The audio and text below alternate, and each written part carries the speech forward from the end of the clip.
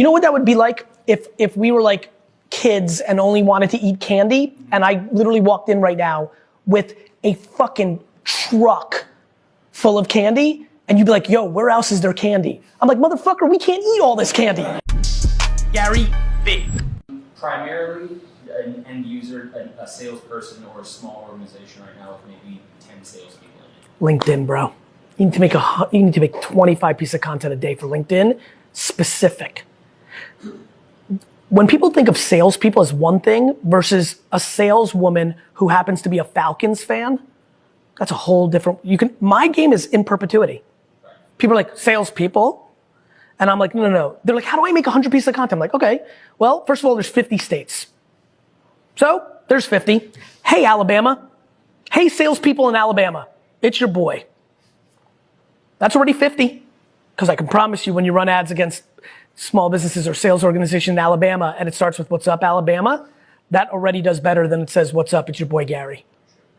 I know it's true. You start then saying, then do that piece of content when the Auburn, Alabama game is going on and you make some sort of reference point that says, if you're an Auburn fan and leave a comment, or if you're a Bama fan, leave a comment in LinkedIn, whoever wins the game, that person gets 10% off, the other one gets to cry twice.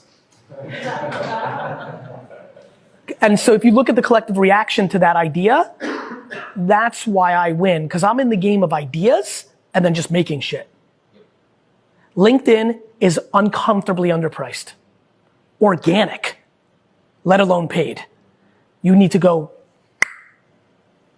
if you made no content anywhere else, which is so against my macro thesis, but if you didn't, and you made 100 pieces a day for LinkedIn that was specific to psychographic, demographic, location, age, gender, sex, you will win. Crush it. Okay, that helps out a lot. It's really, I know it will. And what's really awesome for me is it's gonna work. Yeah, I believe it. Good. Yeah, it's kind of like believing that if you eat well and you work out every day, you'll look better. Right. I know you believe it. I'm telling you to fucking do it. Yeah. What would you say would be the second best place? Nothing. Just LinkedIn. meaning you can't imagine.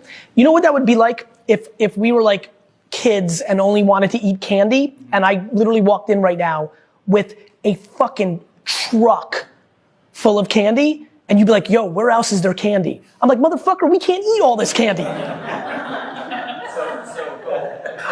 That was the question. So push all my shit on LinkedIn. Yep.